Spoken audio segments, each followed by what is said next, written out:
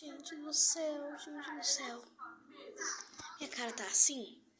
Gente do céu, gente do céu. Minha cara tá assim?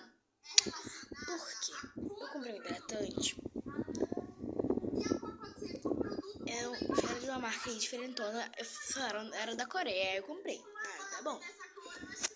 Eu comprei, minha mãe comprou com o dinheiro dela. Eu só, tipo assim, usei. Aí, hidratante, eu passei hidratante assim nos olhos, passei na sobrancelha, na testa, na bochecha, aqui no queixo, aqui embaixo, no pescoço, no braço, na perna. E agora tá tudo pinicando. Na parte do olho, tá ardendo. Tá ardendo. Ai, gente, como é que a pessoa vai comprar um hidratante quando vai ver dessa bosta aí?